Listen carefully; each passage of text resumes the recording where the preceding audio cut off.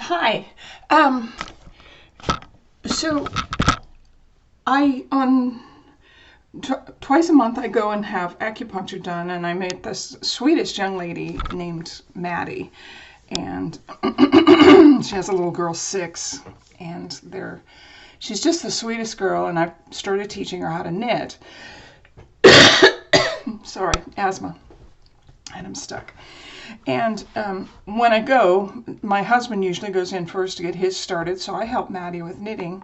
So I'm going to dedicate Fridays to Maddie and anybody else who likes to knit, and I'm going to call it Fiber Fridays. And let's see. So I'm going to do just short little lessons on knitting. And hopefully this will help anybody who's learning to knit or who wants to learn to knit, and they can come on Friday and check out my videos.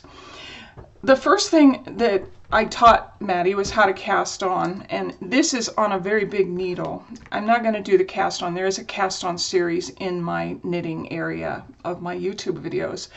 But what we're struggling with is knit and purl. So the first thing I want to show you is, I'm hoping that this yarn is showing up well. When you have yarn on your needles, for example, I've done a knit 3, purl 3, knit 3, purl 3 the whole way through, and I only have 18 stitches because it's divisible by 6. So the first thing I want to show you is how to determine whether you have a knit or a purl stitch. If you look at your stitches very closely and you look at your needle, now I know that my first 3 are knit stitches, and one of the ways I can tell is they're very smooth on this side. But when I look at my needle, there's no bump across here. When you look at your purl side, the purl stitches, you can see there are bumps the whole way down the section of purl. But as you look close to your needle, you can see, I don't know how close I can get. There we go. There's a bump right at your stitch and right at the needle. So when we go to the knit stitches again, there is no bump near the needle. Now that tells you that the smooth stitches are knit stitches. The ones with the bumps are purl stitches. Okay, so if you have to stop in the middle of knitting a project and you go back and you think, oh, did I stop on a knit or that's the way you can tell. Smooth bumps, smooth bumps, smooth bumps. The other thing that I have learned a long time ago is when you're transitioning from knit to purl, purl the ordinary way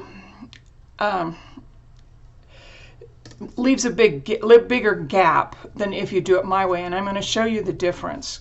When we knit,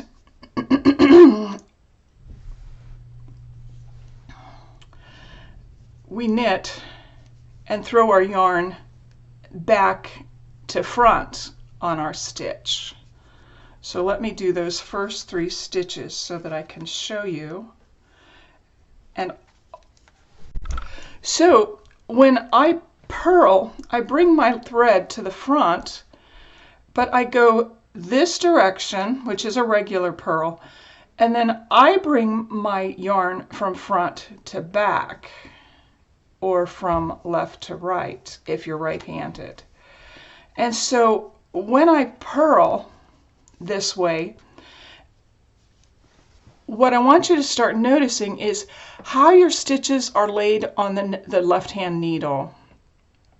If you look at it, there is two legs to a stitch. There's one stitch this way and one stitch this way.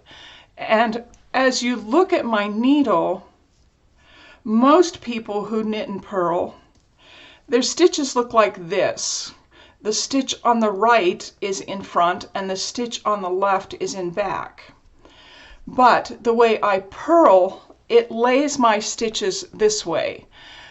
The stitch on the left is in front and the stitch on the back is in front.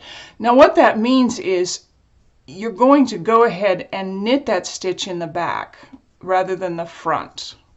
So I'm going to go ahead and put my needle, and that's basically how you look at everything. You look at your stitch, how it's laid, and you're wanting to knit your stitches like this.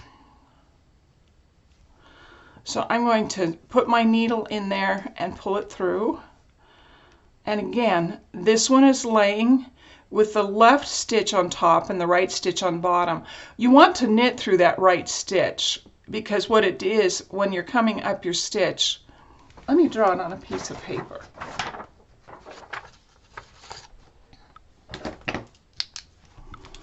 When you're coming up a stitch, your stitch after it's off the needle will look like this, and your next one will come out of it and look like this. But when it's on a needle, your needle can either go under this first stitch and go over the second stitch, or it can go over this stitch and then under this stitch. The way we're knitting is, if you look at this, my needle goes under the first stitch and goes over the second stitch. If you knit into this first piece of yarn, the first leg, you're going to twist your threads the whole way up. So when you look at this and you see that the left hand side is over, that means you have to knit over the right side.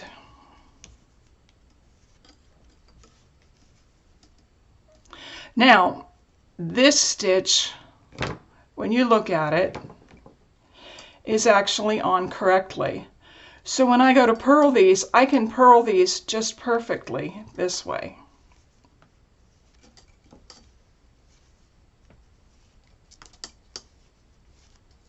And again, we're going to look at that stitch. This stitch is on top, and in a normal knit purl, this stitch would be on the bottom, and this stitch, the right hand stitch, would be on the top. So you always want to knit through the right hand stitch.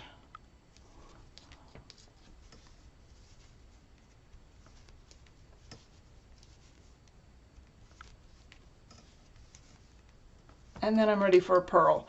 And my right hand stitch, the easiest way to do that is to pull it off and kind of don't lose your stitch, but to look at it like this, because this yarn is going up this way.